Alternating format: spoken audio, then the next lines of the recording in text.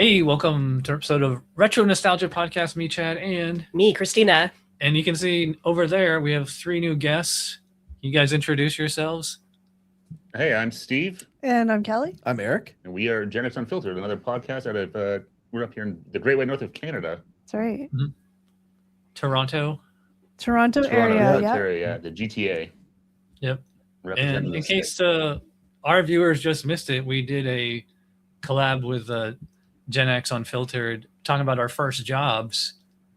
And I thought it was a good pairing, you know, because like we mostly do movie and music reviews on this show, and you guys kind of talk about general topics and things like that. But what better pairing could there be than like your first jobs and then the movie Clerks, which I just got my Clerks t-shirt in the mail today. Very nice. Love it. You can see I have this the Clerks trilogy box set behind me. I got that on eBay for like $75 like a year ago. I still haven't opened it yet. Probably should. Yeah, you're like a Clerks stan. Huge fan. Yeah. I saw Clerks in the theaters probably at least twice, maybe even 3 or 4 times. Did you ever have like second run movie theaters where you lived? Like it was only like $1 maybe to go to the movies? Oh yeah. We actually still have one. I think there's still one here, that does that. That sort of plays at the second tier, retro classics. So yeah. Kind of when the new releases come out, like they get it like 6, maybe 8 months later. Yeah, or they'll play like sometimes they have like old movies. They do like play Clerks now or something for like the 40th anniversary or whatever, 30th anniversary, things like that. Yeah. Yeah, they were cheap. They don't really exist anymore here because movies go from movie theater to DVD or just streaming so quick. But it's crazy now. Like it's literally something they had even like day and date. It's like it comes out in both at the same time, streaming or in the theater. It's nuts. Yeah. But most movies that if you're gonna go see them in the theater are like big spectacles, like Marvel, things like that. Lots of special effects.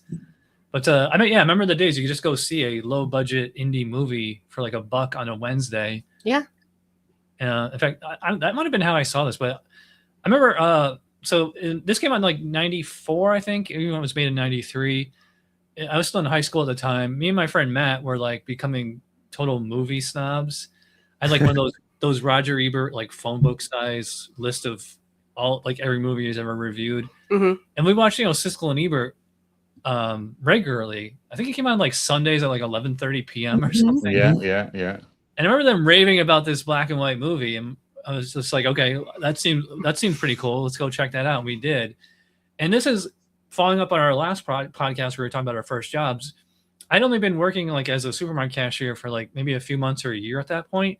So I was totally like, I feel like this movie was made for me because I was just like sympathizing with Randall and Dante like the entire time. Of, like, especially like how Randall will just literally spit in customers' faces or just talk back to them. And I'm like, man, I wish I could do that at my job. So I could definitely sympathize with them. So let's go around the room and like your first, if you remember like the first time you saw this, first impressions. Yeah, we rented this from Blockbuster, my mom and I. And I remember, it had all these, it had these glowing reviews on it. Funniest comedy ever, says Siskel and Ebert or something like that. So we rented it and there was just too many sex jokes in there and it was awkward. I was like 15. So we turned it off. Yeah, so I didn't actually see this properly until I was an adult. Well, you guys. I'm trying to remember the first. I did not see it in the theater. I think I saw Mallrats first and loved it, and then went back and saw Clerks, and that's when I kind of then really got into Kevin Smith. And then as the new ones came out, the only one I remember seeing in the movies was Chasing Amy. I saw it in the theaters too. Yeah, but no, Clerks definitely would have been like a rental from Blockbuster or whatever. Yeah.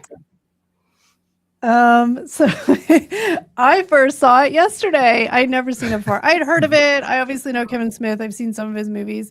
But yesterday was the first time I watched it. I mean, I am admittedly not a movie nerd. I like movies, but I'm not like, I don't know if that makes sense. Like, I'm not like, you're just gonna watch. Yeah. I like rom-coms. Okay. So that was my first time watching it. It was interesting. Yeah. Oh my God. I watched it. It must have been like around 2000, I think, when I was in college, going back to our previous podcast, when I worked at Rogers Video. There's a video rental store like Blockbuster. We got to take home free movies to watch, right? So I had seen Mallrats like that, Chasing Amy, but I never saw Kevin Smith's first movie, Clerks. So I picked that up, took it home, and watched it then. So that was 2000, 2001, I think, around then. Did you identify with Randall? Like, were any of Randall's antics familiar to you at all? Like the stuff that he got away with? His frustrations for sure. Like the whole movie, he's like, I'm not even supposed to be here today. Yeah, that's his whole thing, right? So I could definitely identify with that. Like people calling in sick, and it's like, okay, I'll go in and like cover. And of course, whenever you do that, it's like the worst day of your life. Yeah, yeah.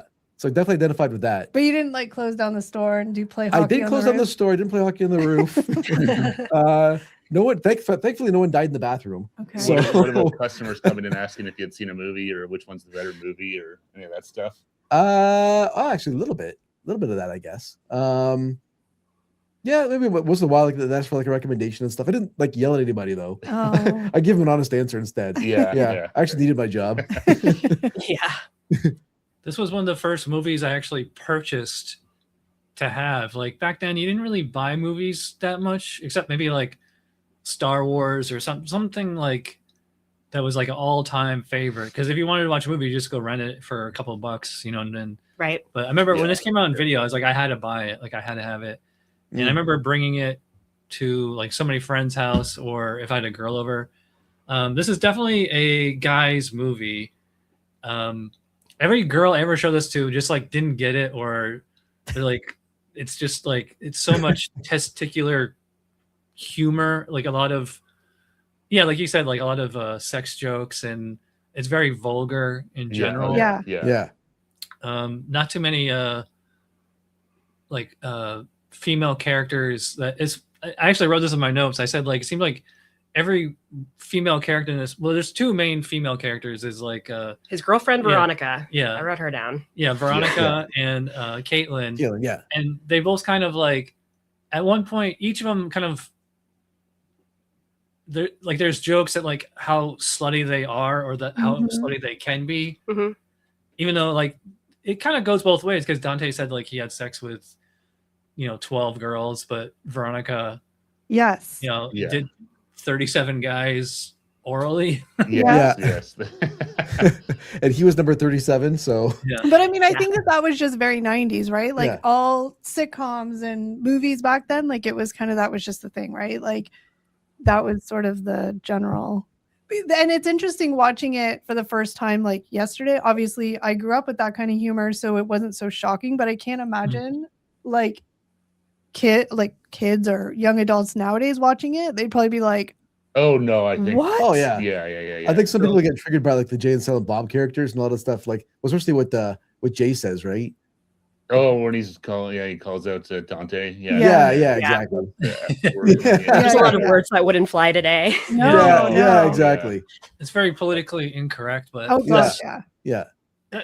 it was, I think that was just the 90s, was like everything 90s was like so edgy and extreme. It was just like how much could you up the ante? Because like I remember, this movie originally was rated like NC-17. Just off the language alone, like there's no real nudity or gore or anything in it. It's just people talking for the most part. It's the dialogue. It's the crude jokes mainly. Yeah. Because I remember for 94, it was pretty far out there. I mean, like you said, no nudity, but just the dialogue itself was very suggestive. Yeah, and this came out, I can't remember if it came out before or after Pulp Fiction, but they were very close together. And that's like, I think Pulp Fiction, and maybe you go back to like Reservoir Dogs, is like when like talking about pop culture in movies, but with this adjacent, like very vulgar, either dialogue or like story. Like Reservoir Dogs is very violent. Pulp Fiction is very violent. And that's it. I think Kevin Smith kind of started the making geek culture chic, like, because like the whole part of that when they talk about like in Star Wars, if the independent contractors were culpable or whatever, that was so novel at the time. Like nobody was ever doing that, and like then that kind of morphed into like Big Bang Theory, like 20 years later. Yeah. Oh yeah. Yeah. You can almost draw, like you said, you can almost draw that line in the sand where like Star Wars was, you were dork. You were nerdy to like Star Wars, all that stuff. Star Wars, Dungeons and Dragons, like, you know, like none of it was quote unquote cool in pop culture. But that after that, and it kind of, that sort of set the bar of like, hey, wait, no, this is funny. You can, you know, these are kind of cool guys, you know, swearing and doing cool stuff, talking about we're Star Wars fans. And yeah, you kind of see that progressed and became, like you said, like you have behind you there of all this like pop culture where now like there's stores that all they sell is this stuff, and it's, you know, people like us go online and talk about it. Like it's fun to do, but it's cool. Yeah, it was neat to see that kind of turning point from like not cool to like super cool. Yeah. And then you get the people who are like, oh, I was original. I'm an original Star Wars fan. I count more than, you know, you got into this afterwards, you know. There's that sort of whole banter too, as to like whether you're a real fan or Johnny, you know, you got into it later on because of something else, because it was cool now, because of Marvel comics. A bandwagon fan. Yeah, you only like the Avengers because of the movies. You didn't read the comics, so you're not a real fan. Yeah. You know, you get the old inner fandom battles too.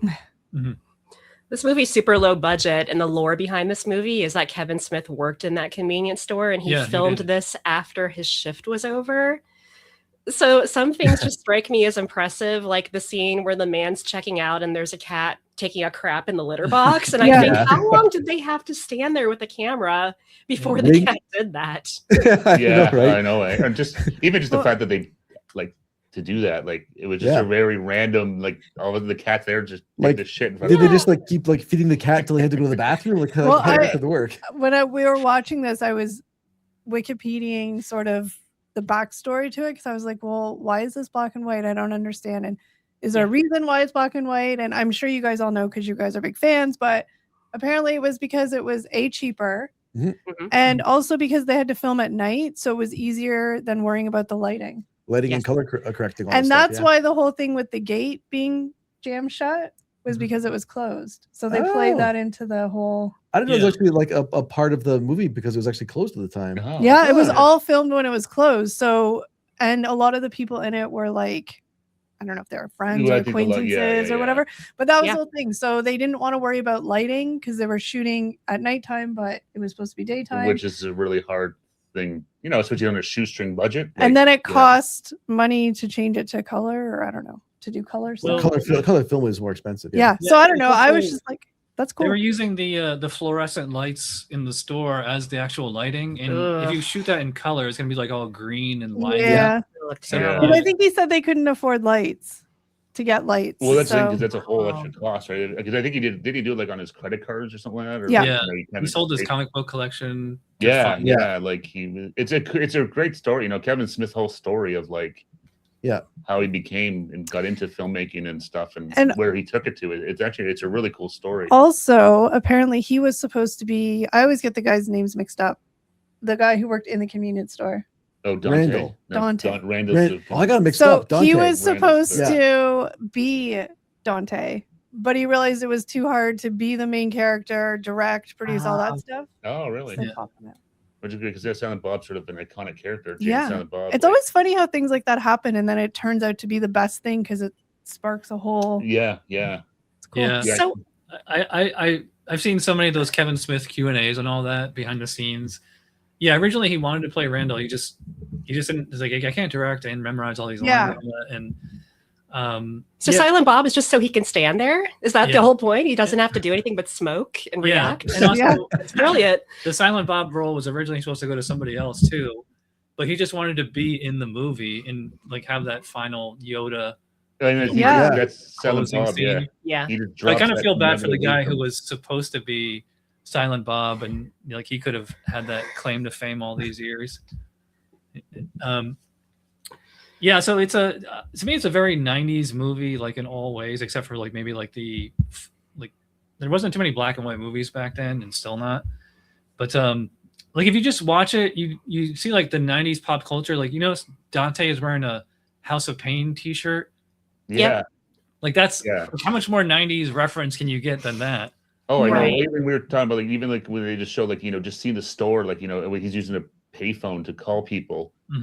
you know, or Yeah. even some of the food in the background, like we're just like, oh, it just kind Oh, of like like Teddy Grahams. and like all the stuff on the shelf, right? I don't know Like if Yoo-hoo's still a thing or not, but like Yoo-hoo, even the Gatorade, the old glass bottle, Oh, yeah, glass Gatorade, like all of it just speaks to that time of, it's like, yeah, it's just everything. It's just total 90s. Well, I remember seeing even the rollerblades they're wearing and stuff like that. The playing sign for the cost of, I think it was cigarettes, but it was like $1.50 a pack of cigarettes or something. Yeah, like I wrote that in my notes. I was like, look how cheap cigarettes are. I think I wrote that down too. I was like, how much did I pay back in those days? Right? Well, even the fact, like, I don't know what it's like in the States, but here all the cigarettes are hidden now. You can't even see them. Yeah. Like, if you go to the convenience store, they're all hidden behind like a counter. They have to it's like hidden. You have to like lift it up to pull them out. Like you can't see cigarettes at all. You can't advertise them at all up here. Yeah, a lot of grocery stores don't sell them at all anymore. It's like convenience stores mainly. Yeah, so they're all hidden. So like, like even the fact that you can see them everywhere on display, like that hasn't been a thing for a long time up here. Yeah, the cigarettes are very much sold, but they just it's the dirty little secret no one talks about behind the counter. I think like half the revenue that like those mom and pop bodegas is from cigarettes, and well, not then, but now it's like vapes. Yeah. Actually, now like CBD and THC are legal. Yeah. They probably make like at least half their money just off vices. Oh, absolutely. Yeah. Tobacco and alcohol. Absolutely. Yeah, that's what they call it. Well, up here, I know they used to always call it the sin tax. Yeah. Right? All that the extra tax they put onto the booze, the cigarettes, and now because up here now in Canada, it's across the country now, cannabis is legal too. Mm-hmm. So all that stuff gets taxed to hell. Yeah, it's different. I don't know if you saw our Dazed and Confused episode last week, but I said, because like Dazed and Confused and Clerks, both indie movies, and they both take place in one day, and neither of them has like a plot. It's just kind of like, let's just watch these people and see what happens.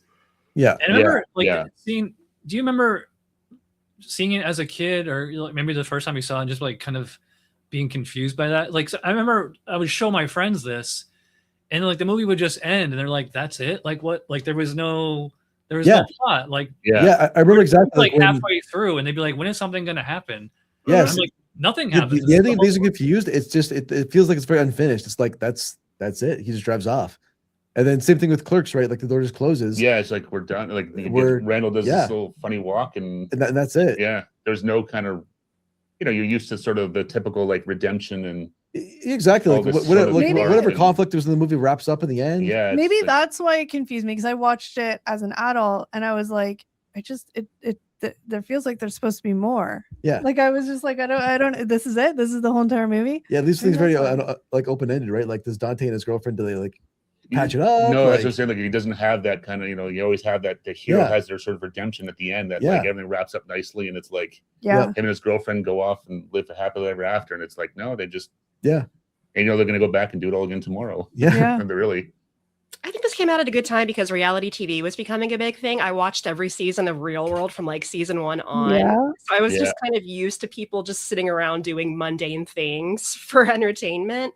So Clerks kind of reminded me of that's Real true. World. Yeah, you're right. It does. It has like a realistic. That's the thing. It's like real life. It's just two guys working. Like I love that stuff. So you think I think honestly, I really had no idea what Clerks was about. Like I did, but I'd never seen any clips of it. So I think I went in really, like at first I was like, why is this black and white? This is so confusing.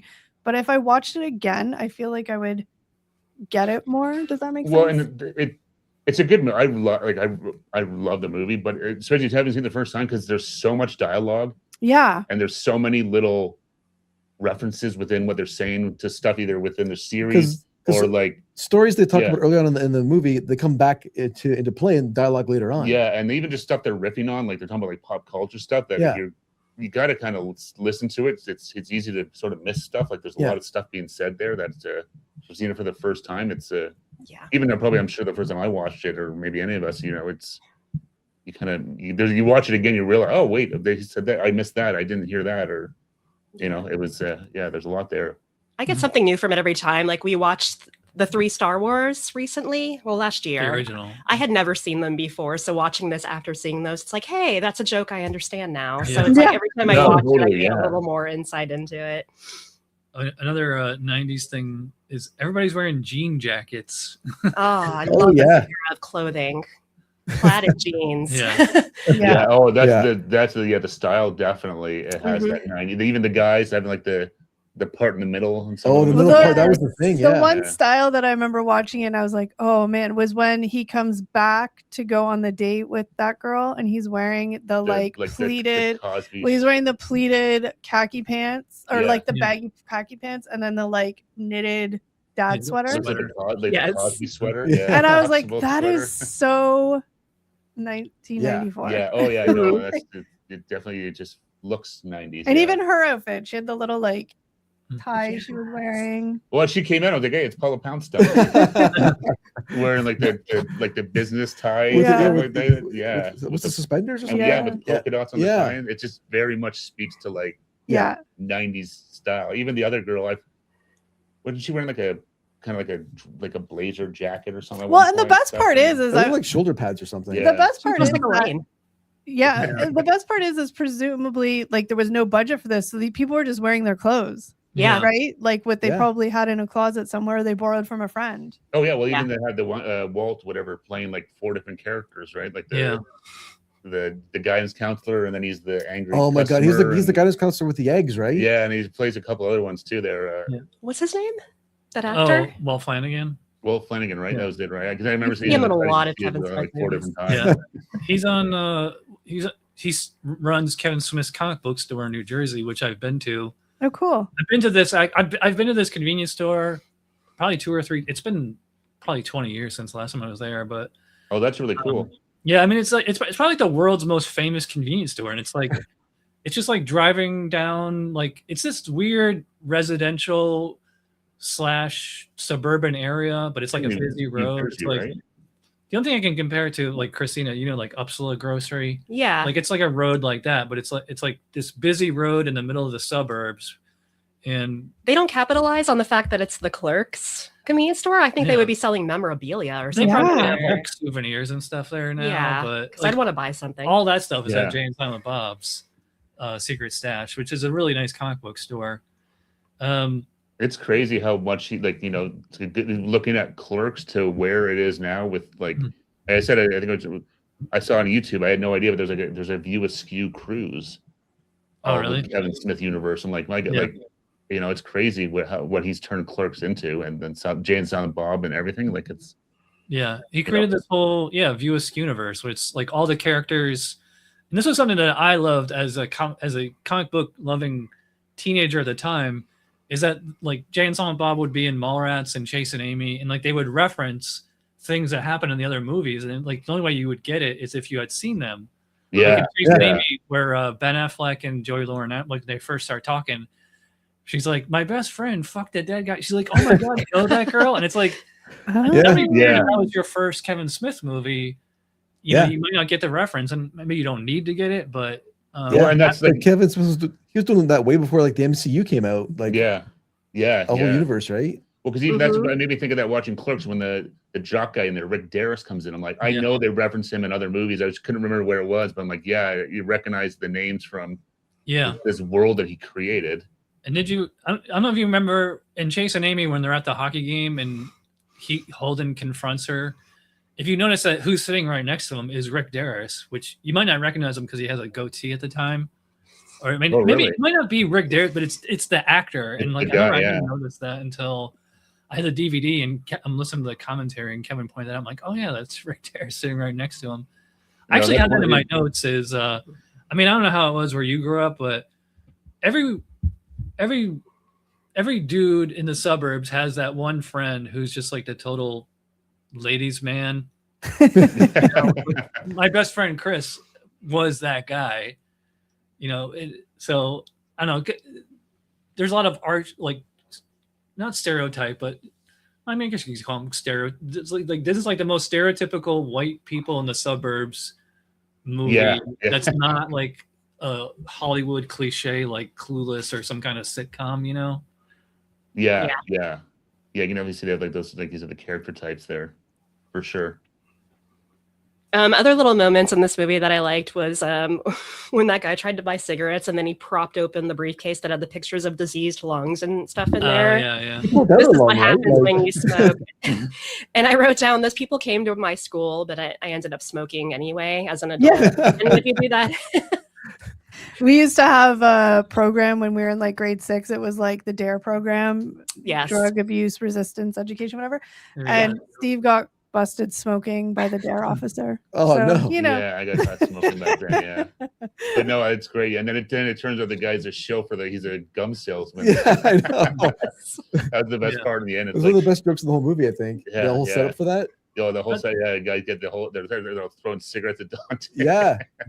That's kind of a that's a little Hollywood-ish, that type of humor, and like it's also catches you as a surprise too. One thing I was always wondering when you first saw this movie, so there's a couple of plot twists in this, so it's like, remember the guy asked to use the bathroom and then they go to the funeral. Yeah. I remember watching this with my friends, and every once in a while, some of them would be like, wait, what happened to the guy in the bathroom? Because like it's kind of like a sitcom trope where they just cut to the next scene. Yeah. I never thought anything of it until they come back to that at the end. They're like, oh, we forgot he was back there. Yeah. And it's like I don't know, it's kind of one of those jokes that's like so dirty that it's not. It's kind of like the Farrelly Brothers movies, you've seen like Dumb and Dumber and there's something about Mary. So the first time you saw Clerks, were you hung up on that? Like what happened to the guy in the bathroom? Or did you just like accept it as like a trope or whatever? I just never really thought about it, I guess. I think I kind of forgot that he was in there. Yeah. Even watching it again, I was like, oh, and then obviously. And then I was completely shocked when when she went to the bathroom, and I was like, whoa, I wasn't expecting that. She thought she was with Dante, wrong. Yeah, I was like, whoa, that guy in the bathroom. Oh, shoot. The guy that asked for the nudie magazine? Yeah. Oh, I figured they'd get back to that at some point. Like I was just expecting that would come back. Not the way it did. No, but... the way it was unexpected. To me, it was just they just cut from one scene to the other. I didn't think anything of it. I just thought it was just part of the plot that he was just a gross old man. Yeah. I was like, I just figured because they cut to the next scene, so I figured like that had resolved. Yeah. Like, what happened to the guy in the bathroom? I didn't pay him no mind, That's to be expected. Not all of the plot twists went anywhere. They just kind of hung there. Did you know there's supposed to be a scene at the funeral home where Randall like knocks the corpse or the casket over or whatever? If you have the DVD or the Blu-ray or whatever, they actually animated that missing scene.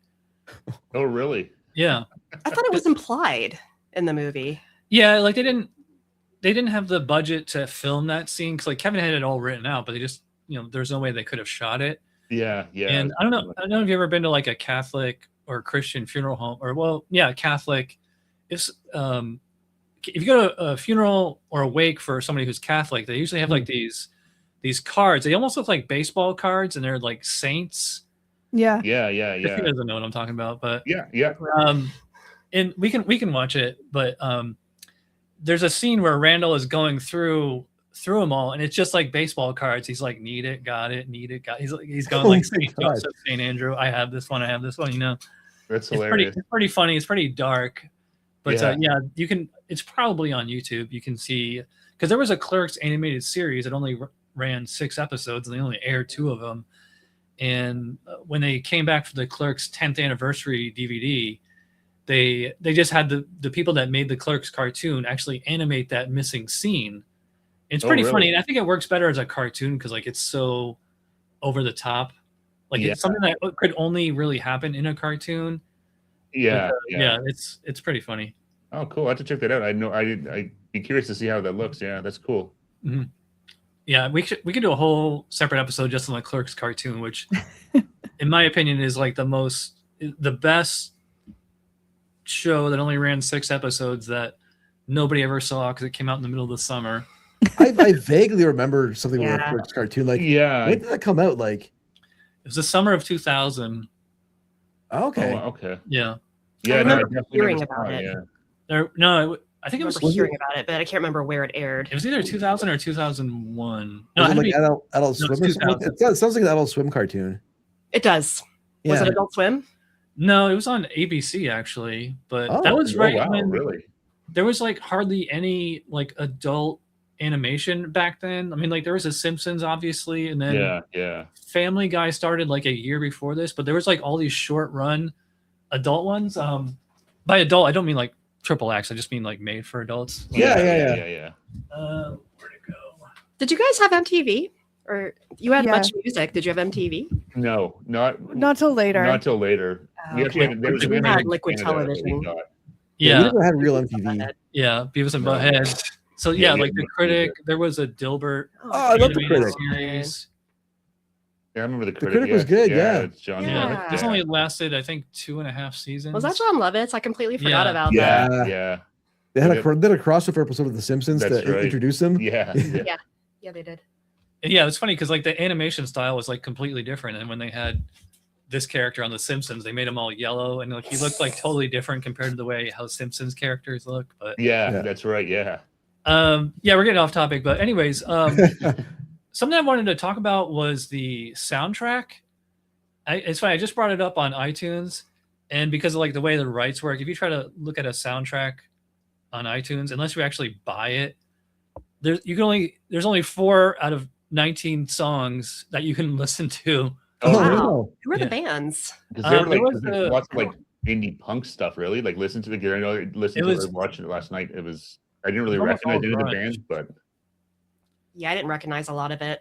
Well, the original, like when it got picked up by Weinstein or Miramax or whatever, like then Yeah. they brought in like all these name brand bands to make the soundtrack, and like there's Alice in Chains, Got Me Wrong on there. That's a good song. Corrosion of Conformity, they were kind of like an underground metal band. yeah, I recognize that. I've heard of them before. Yeah, Yeah, and it finishes with Can't Even Tell by Soul Asylum. They were Yeah. sort of a one-hit wonder in the night. They did Runaway Train. Yeah, Ooh, Yeah, like I remember song. that with the music video had the kids on the milk cartons. Yes. Yeah. I remember that too. yeah. But then like I think, and maybe we'll do another crossover in a month or two. We could just talk about movie soundtracks, because Oh, Christina God, and I were yeah. talking about this on Dazed and Confused. Is like that's how you got like great mixes back then. Yeah, So you wouldn't have to like you wouldn't have to like take a gamble on an entire like one hit wonders whole CD. Yeah. Like you could Yeah. maybe get on like a soundtrack. Oh yeah, Just- I remember having. I got the Days and Confused soundtrack through like Columbia House or something like that. back in Yeah. the day. I We love keep that. I talking remember, about- We keep talking about The Crow too, because The Crow is such a great soundtrack. Yeah. That's just got so many artists on it. Oh so yeah, that All was right, good. sounds I've never actually seen The Crow. Oh really? No. Wow, I'm I surprised. haven't I know. either. I know. Yeah, yeah. Kelly Yeah. doesn't surprise me, but I'm surprised you never saw that. Yeah, I know. I don't know why I've never got around to watching That's it. But good. It's really yeah. good. I haven't seen that in years, but it was really good. Yeah. I'm like the perfect Gen Xer to watch these like Gen X movies as an adult for the first time because I haven't watched half of them. Yeah. Yeah, Like, you're it's the like- same. You just saw the Star Wars movies for the first time like Yeah. 2 years ago, maybe. Yeah, Not same. that long Yeah. ago. Same as Yeah. Christina. Yeah. But a lot Yeah. of these movies, like, I don't everybody shoot me, but I don't think I've even seen Dazed and Confused all the way through. I've seen Mhm. bits of it. Like, I don't know. I'm This just, podcast is over. What are we doing? Turn the mic off. but it's interesting watching them for the first time as an adult because obviously, like, I remember that time period, so it's Yeah. just weird. It's always funny too, because even like I said, watching Clerks, I have seen it multiple times, but it's been oh god, like at least 10 years or more that I've seen it, but it still holds up. That was the best thing about watching it again. It's like, okay, good. I still laughed and enjoyed it. It wasn't kind of like this was funny, but not Yeah. Yeah. Mhm. I was like, I- okay, good. It still holds up. Yeah, it does. I mean, it has a lot of what would be considered irreverent humor today, but like I always love irreverent humor Mm-hmm. because it's irreverent. Like if it's pissing somebody off, then I want to. It's nothing really like offends me as far as stuff like that. Yeah. I mean, it's one of those things. Yeah, watching it again, I think we're all kind of the same thing. Like none of us take any of this stuff too. Yeah, That's you just the know, way it's people just- talk. Like, I mean, whether people like it or not, that's just the way people talked in in the back then. 90s. Yeah. Yeah. I mean, they Yeah. just did. Like the stuff we used to call our friends and stuff. Like, I mean, now, like, you just can't do that. Like, things progress. But to me, hearing it, it's just like, oh, yeah, that's totally. No, it's not like, oh my god, how could they say that? They Yeah. hate this person. They hate these people. It's like, no. It's just Yeah, it's That's how volatile. it got Yeah. back then. Yeah. Yeah. Yeah, if you write off every movie where that's happening, you're not going to be seeing a lot of movies from the 80s No, or you might as 90s. well Yeah. yeah, basically anything pre like 2010, just skip it. Like Exactly. really, like Yeah. Do you have any more notes? I have no more notes. Okay. I did say it's kind of funny that Veronica and Caitlin are almost like hornier than all the dudes in this movie. Yeah. yeah, that was kind of surprising actually. Now that you mentioned it, but like her coming back home to Dante from and ready to like jump his bones after not seeing him for months. Yeah, after one conversation in the back room. Yeah, and some of even the whole like it's like, oh, these girls are maybe it's something in the water up in New Jersey or something. Yeah, you're right though. They were very even though when she was like, I'm gonna go out and like show you, I'm gonna 37's nothing. I'm gonna do 150 of them. Like, It wasn't really until Chase and Amy where Kevin could like really write a female character, because like in Mallrats, the girls they're kind of like how sitcom characters are. They're not like super sense. Well, maybe like Brandy in Mallrats, but I mean, the female characters in this movie aren't very fleshed out. They're kind of they're like one-dimensional. Like, it's like you've got the one girl that's like, you need to go to Dante. You got more to you. You got to go back to school, and that's kind of all he really does. And then the other one's like, I'm going to leave my boyfriend. I'm not, I love you. Let's go and try this and give it a second chance. Yeah, they kind of just there as characters, but not really. They're all there just to kind of make Dante happy in one way or another. Yeah, it's more for Dante to try and figure it out. Like it's just kind of That's right. Play like a key role of anything. It's just kind of he's in what he wants to do. Veronica is a little fleshed out because like she seems to like genuinely love and care for him. Like she brings him lasagna. Like that's how Silent Bob's speech at the end. Like not all of them bring you lasagna. Yeah, exactly. Dante's like, oh my god, I love her. I didn't realize it. Right. Yeah, he didn't realize, and it's like I think like a lot of just guys specifically, but you don't realize how good you've got it until it's gone, right? And it's sort of like sort of Bob was saying. Sometimes we're dumb. Yeah, not many, that sometimes. Oh, geez. But that bringing lasagna, that means a lot, and it's easy to overlook sometimes, but those little things mean a hell of a lot. Mm-hmm. So that's why I always like the Silent Bob. He always has a little nugget, like he said, he's like the Yoda. Does he only ever say one line in each movie? One or two, like. But he only has one little part where he talks. He talks very infrequently. Okay. Like I'm trying to think, because I know in like.